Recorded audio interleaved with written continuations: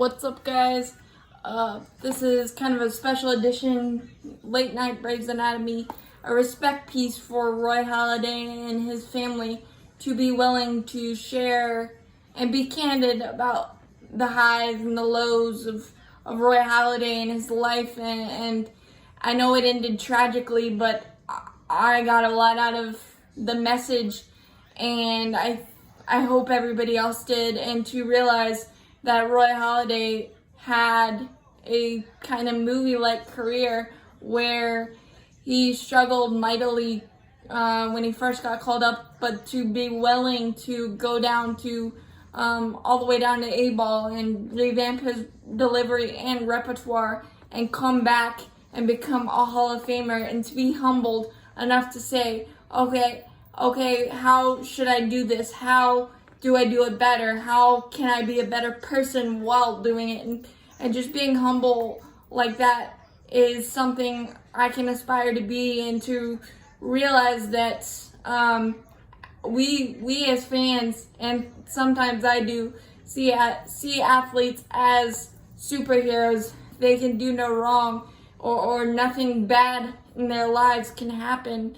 But to see the curtain pulled back and see the rawness of what Roy Halladay was struggling with, even in his highest moments, I think that just shows that it's okay to ask for help, and it's okay not to be okay. And Roy Halladay on the diamond was one of the most fierce competitors, and as an opponent mostly of the Braves, I did not like to see when Roy Halladay towed the mound, because he usually shredded the Braves, but he was one of my favorite opponents to watch pitch.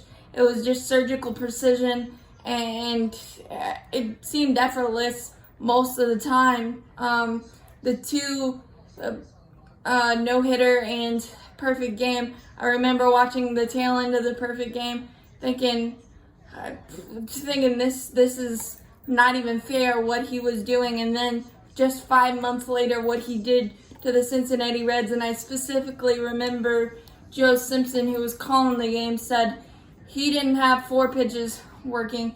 He had 8, every single quadrant, every single corner. And there's very few people that could place a baseball exactly where he wanted to, and to do it on the highest stages and do it as humble as he did do it, it's second to none. And I realize that the struggles will probably paint a bad legacy for some, but the reality is life at the top isn't always what you picture it to be. And I just ultimately respect Roy Halladay for getting the chance to coach his son to that state championship game, getting the chance to be on top with his son and celebrate him and the team's success more than he ever celebrated himself. And I think they said that in the documentary, and then just kind of hit home with me that celebrating other people's successes is a lot easier than celebrating your own. And I really, really respect Brandy, his wife, for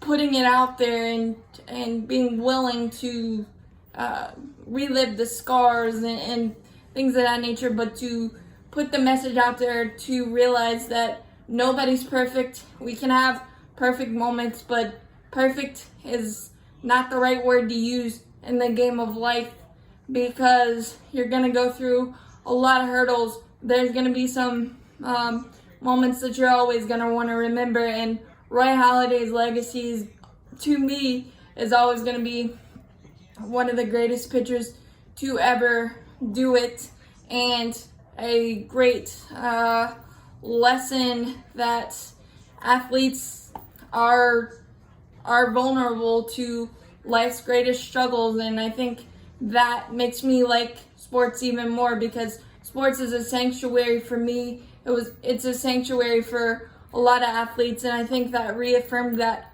for me watching this documentary. Rest in peace, Doc. We miss you.